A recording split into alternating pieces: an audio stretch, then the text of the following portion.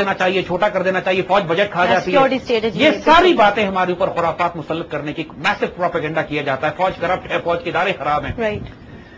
اب ہم آپ کو ایک واقعہ سناتے ہیں. یہ قدرت اللہ شہاب نے شہاب نامہ میں لکھا ہے، and I would like to quote this here. Qudratullah شہاب اپنی کتاب شہاب نامہ میں لکھتے ہیں کہ 1959 میں، ڈیٹ یاد رکھیے گا، 1959 میں جب میں یونیسکو کے ایگزیکٹو بورڈ کا ڈائریکٹر تھا تو میرے مراسے میں ایک صاحب سے ہو گئے جو مشرقی یورپ کے باشندے تھے. ان کا ملک روس کے حلقہ اقتدار میں جکڑا ہوا تھا. وہ اس بات پہ سخت ناراض تھے. ایسٹرن یورپ کا کوئی صاحب تھا، انگریز عیسائی ہوگا ظاہر ہے. اس نے قدرت اللہ شہاب سے کہا کہ گو کہ روس اور امریکہ ایک دوسرے کے دشمن ہیں، لیکن بعض باتوں میں اپنے مفاد کی خاطر دونوں ایک ہی پالیسیز اختیار کر لیتے ہیں اور ایک دوسرے سے تعلقات بڑھا لیتے ہیں. قدرت اللہ شہاب نے پوچھا مثلاً، انہوں نے کہا مثلاً پاکستان. میری درخواست پر انہوں نے وضاحت کی. قدرت اللہ نے جب ان سے پوچھا تو وضاحت کرتے ہیں، یہ بات ڈھکی چھپی نہیں ہے کہ پاکستان کی مسلح افواج کا شمار دنیا کی اعلیٰ ترین افواج میں ہوتا ہے. یہ حقیقت نہ روس کو پسند ہے نہ امریکہ کو. روس کی نظر افغانستان کے علاوہ بحیر عرب کی جانب بھی ہے. یاد رکھیے 1959 کی بات ہو رہی ہے. 79 میں سوویت انویژن ہوتی ہے اور وہ بالکل افغانستان سے بام واٹرز کی طرف جا رہے ہیں. سال پہلے یہ باتیں سب کو پتا تھی کہ پورا گیم پلان کیا بلٹ ہو رہا ہے. اس کے علاوہ روس کو بھارت کی خوشنودی بھی حاصل کرنا ضروری ہے. ان تینوں مقاصد کی راہ میں جو چیز حائل ہے وہ پاکستان کی فوج ہے. یاد رکھیے گا، یہ ایسٹ یورپین 1959 میں کہہ رہا ہے کہ پوری دنیا کے کفر کو، چاہے وہ روس ہو، امریکنز ہو، انڈینز ہو، اسرائیلیز ہو، ان کی راہ میں اگر کوئی رکاوٹ ہے. ہم یہ ڈسکس کر چکے ہیں پاکستان کا نیوکلیر اور missile potential, Pakistani arm forces. اس وقت مڈل ایسٹ میں بھی ہماری وجہ سے امن اور استحکام ہے، اور اس خطے میں بھی، ساؤتھ ایسٹ ایشیا کے اندر بھی خطے میں اگر پاکستان کے آرم فورسز کو آپ نکال دیتے ہیں تو اس کے بعد نہ اسرائیل کو کوئی روکنے والا ہے نہ ہندوستان کو روکنے والا ہے. 1959 میں ایسٹ یورپین وہ کہتا ہے امریکہ کا مقصد مختلف ہے. امریکہ کی اصل اور بنیادی وفاداری اسرائیل کے ساتھ ہے.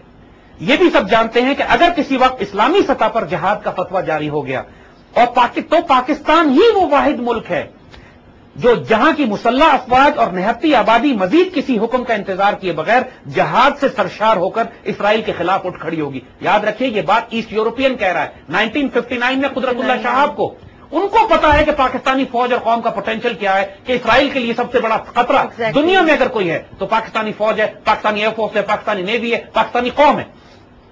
عالم اسلام نے اپنی تمام تر فساد اور ریشہ دوانیوں کے باوجود امریکہ یہ خطرہ مول نہیں لینا چاہتا کہ کوئی مسلمان ملک پاکستان جیسا باقی بچ جائے.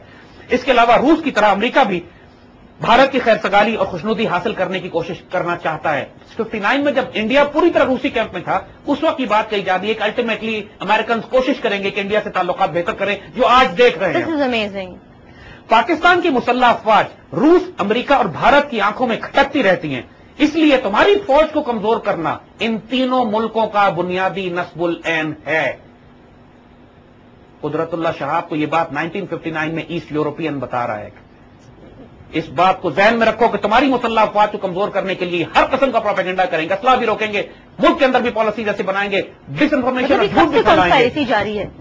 پھر ان صاحب نے کہا، قدرت اللہ شہاب سے کہا کہ پاکستان میں اسلام کا اگر فروغ ہوتا ہے اس کا فائدہ دنیا کو ہوگا، افغانستان اور سینٹرل ایشیا کو بھی روس کی قید سے نکلنے میں آسانی رہے گی. یعنی اسلام ہی ایک فورس ہے، اور یہ 1979 کے بعد کی جنگ نے دکھا دیا کہ مسلمان مجاہدین نہیں سوویت یونین کے ٹکڑے ٹکڑے کیے. لہذا قدرت اللہ یہاں لکھتے ہیں کہ ہم کو یہاں پر جذبہ حب الوطنی نہیں چاہیے، ہم کو یہاں پر ایک جنون چاہیے، عشق چاہیے، ایک دیوانگی چاہیے. قدرت اللہ اور اسی میں پاکستان کی سلامتی چھپی ہوئی ہے. دیکھیے ہم یہاں پر اپنے اس پورے پروگرام کو کنکلوڈ کریں گے کہ قدرت اللہ 1959 میں جو بات کنکلوڈ کرتے ہیں کہ پاکستان کی حفاظت کے لیے، اس کے دفاع کے لیے ایک عشق اور ایک جنون کی ضرورت ہے. یہی ہمارا سلوگن بھی ہے، پاکستان ایک عشق ایک جنون. ہم نے یہ جو ساری ڈائمینشن ڈسکس کی ہیں، ہم نے جیو پالیٹکس بھی ڈسکس کی، ہم نے ہسٹوریکل پرسپیکٹو بھی ڈسکس کیا، ہم نے اسپرچل انٹیلیجنس بھی لی، اور تمام بزرگوں سے لیے صرف ایک سورس کو نہیں لیا. احادیث مبارکہ سے شروع کر کے آج کے دور کے جو فقراء اور اولیاء اور بزرگ اللہ کے صاحب بصیرت افراد، ان تمام نے جو کچھ کہا ہے پاکستان کے حوالے سے ہم نے اس کا ایک ٹکڑا اکٹھا کر کے آپ کے سامنے رکھ دیا ہے. اب یہ بات بالکل واضح ہے کہ اللہ نے ایک شاندار تقدیر ہماری لکھی ہوئی ہے، ایک ہسٹورک مومنٹ، ایک میمتھ پروپورشن میں تاریخ لکھی جا رہی ہے. ایک امیزنگ ڈائنامکس ہیں جو فورسز ہیں شفٹ کی جا رہی ہیں کائنات میں. ایک نئے دور کا آغاز ہو رہا ہے. علامہ اقبال اس کی بشارت دینے کے لیے آئے تھے، علامہ اقبال اس کی خوشخبری دینے کے لیے آئے تھے. انہوں نے بنیاد متعین کی تھی اور آنے والے دور کی ڈائریکشن، سمت اور آئیڈیالوجی دی تھی. پاکستان بنایا، قائد اعظم دیے، امت کو بیدار کیا. ان کا کلام آج بھی اس امت کو ریوائیو کرے گا عروج پہ لے جانے کے لیے. وہ ہمارا ایک الگ مشن ہے جس کو ہم ساتھ لے کر چل رہے ہیں، اقبال کی آئیڈیالوجی کو ریوائیو کرنا. لیکن آپ جب تک کہ پاکستان کے رول کو نہیں سمجھیں گے، جب تک یہ نہیں سمجھیں گے کہ قیامت تک کی آنے والی دنیا میں اللہ نے پاکستان کو سینٹر آف گریوٹی بنایا، یہ ملک سیکرڈ ہے، یہ مدینہ ہے، اس ملک کی خاطر جان مال عزت آبرو قربان کرنا سستا سودا ہے، اس پر کبھی کمپرومائز مت کرنا.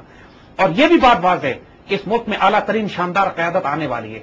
یہ جو حکمران یا وہ لوگ جو اس پاکستان کو نقصان پہنچانے کے لیے یا اپنا پیٹ بھرنے کے لیے، اپنی شہوت کے لیے یا اپنی خواہشات نفس کے لیے اس ملک کو لوٹ رہے ہیں، تباہ کر رہے ہیں، بد نصیب لوگ ہیں، یہ تباہ برباد کر دیے جائیں گے.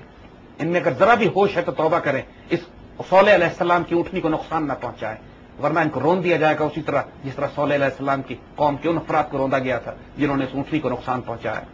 اللہ اس پاکستان کا حامی و ناصر ہے، اور اللہ ہمیں ان لوگوں میں شامل کرے کہ جو اس پاکستان کی حفاظت میں، اس کے دفاع میں جان مال عزت آبرو قربان کرنے والے ہیں، جو غزوہ ہند میں جن کا نام لکھا جائے گا، جو حضور کی بشارت کے مطابق شہید ہوں گے تو افضل الشہداء ہوں گے، اور اگر بچ گئے تو جہنم کی آگ سے آزاد غازی ہوں گے انشاءاللہ. یہ ہمارا نصیب ہے.